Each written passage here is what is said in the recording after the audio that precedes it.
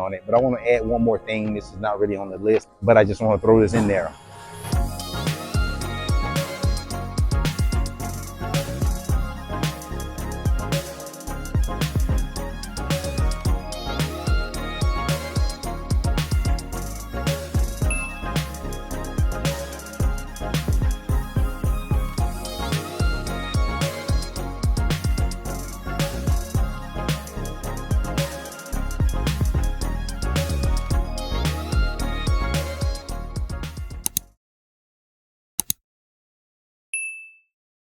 Hola amigos, bienvenidos. Hey guys, welcome to the channel. Thank you for tuning in. I really appreciate it.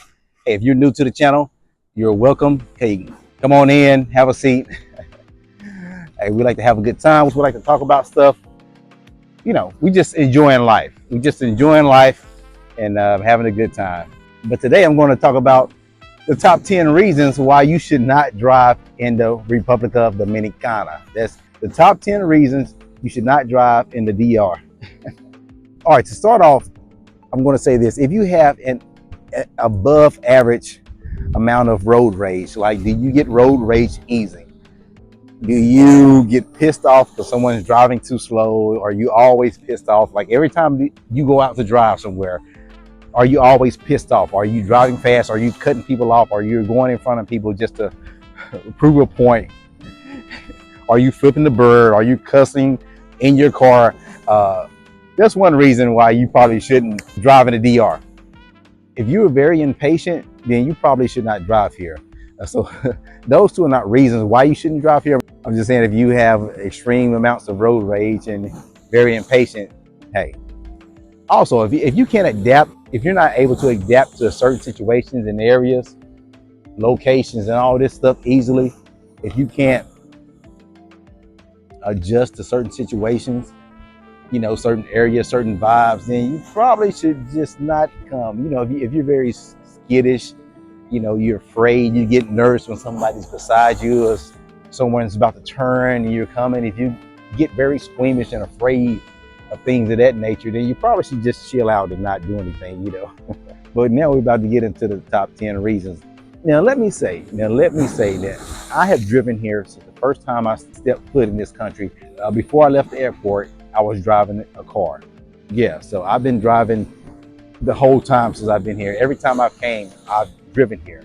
And I have not had, knock on wood, an accident. I think somebody did like bump into me with a scooter or something like that. But but I've been driving here from day one. So let's start with number 10. Man, sometimes they just cruise here in the middle of two lanes. Like if you're going down the highway, a 2-lane highway, man, they'll just drift back and forth. Sometimes they'll stay right in between the dotted lines to keep the lanes divided. And so they'll just cruise here. So man, that's number 10. Like going down the highway, people will just cruise. And I'm thinking to myself, if you look up and every time you're in a different lane or you're in the middle of the road or you're off the road, shouldn't you start paying attention? Like, shouldn't you pay attention to your lane and what you're doing? But no, it's like that the whole time you're behind that person so you can finally get past them and get on about your business. But no, they drive in 2 lanes. Number 9, if you drive, you might find a car try to squeeze in between you and the car that you're behind, or they're trying to pass you to get in between you and the car that you're behind. And there's very little space that you're leaving in between you and the car that's ahead of you. But they will do their best to squeeze into that little spot. I don't know the reason behind it. Like, I don't know why they do it. It's kind of dangerous to do that. I'm like, we're both going in the same direction. We're going the same speed. Like, why is it I'm not holding up traffic? So they'll do that. They'll squeeze right in. And then at 30 feet, they're going to turn left and then hold up traffic. Like, really? Like, you did all that to get in front of me. Then you're turning left and holding up traffic. Like, something's not making sense there. So that will piss the average person off. So if you got above average anger or above average road rage, that's going to drive you nuts. You don't want to be having a heart attack, high blood pressure, and all that stuff. You know, you want to be healthy and have fun. Number 8 is the bad traffic. Yes, bad traffic, short signal lights. It's just bad infrastructure on the traffic. So that's going to cause someone to like go berserk or whatever, you know. Now there's traffic in the U.S. and other places. There's bad traffic everywhere, but here it's just a little bit different because, say if you just want to get to the other side of town, most places in the world you got some kind of bypass or freeway. You can kind of just get on it and get off close to your particular area that you want to go. But here you got to drive through town. So there's not a lot of overpasses, not a lot of freeways to take you on the other side of the city. There's no subway, anything like that. So you're gonna be stuck in traffic, and yeah, it's another reason not to drive in DR. Number seven. Number seven is the cops. It's the checkpoints. All this stuff, you know, getting pulled over by the cops, going through checkpoints, and they have a lot of checkpoints here. They have a lot of checkpoints here. All right, number six. Number six, they will turn a 2-lane highway into a 6-lane highway at the intersection at red light. So you pull up to a red light, you and the car beside you, y'all are at the light. Next thing you know, you got like 3 other cars, 4 other cars beside you, and they're all going to go. They're going to make room somewhere. They're going to go on the curb. They're going to be waiting at the light. So when the light turns green, it's like Cannonball 500. You know, all hell broke loose. You know, they trying to get to the two lanes. You know, so yeah, they'll turn 2 lanes to 4 lanes to 6 lanes.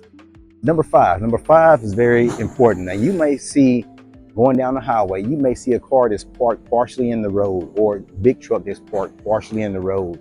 They broke down, they're talking or whatever. This could be on a major highway. You could be going 60, 70 miles per hour, and the car will just be there.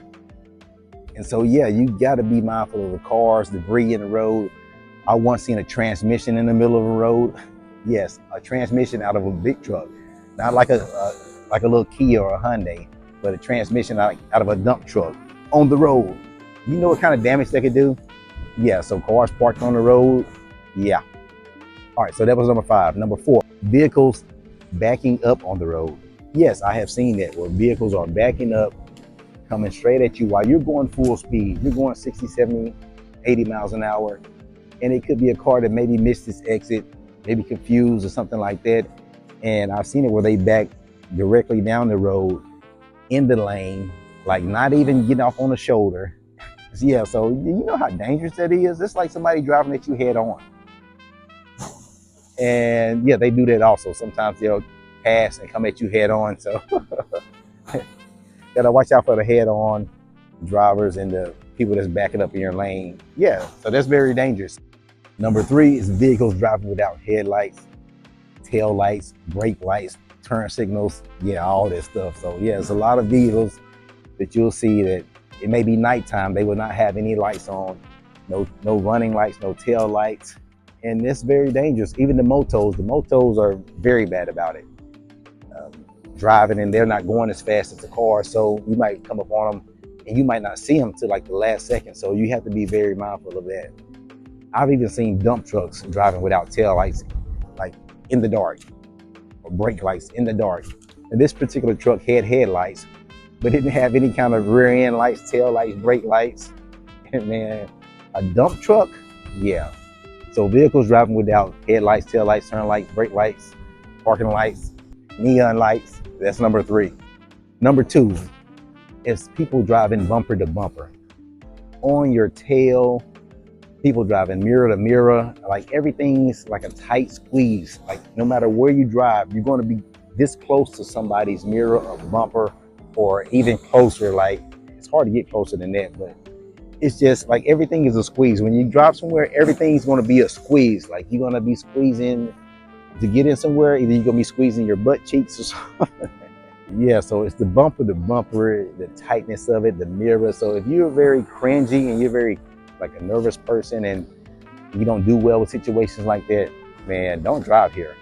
All right, the number one reason why you should not drive in the DR is the big trucks. The big trucks on this road, I've seen some that look like they were pieced together with duct tape. You look at some of the wheels look like they're about to fly off any second. And then they could be transporting things in the back of the dump trucks or on a trailer, like a flatbed trailer or something like that. The other day I seen a dump truck carrying like a backhoe, a big like 10, 20 ton backhoe on a trailer, and the chains were loose on it that strapped it in. So, and every time it took off, the truck started to move, either going forwards or backwards.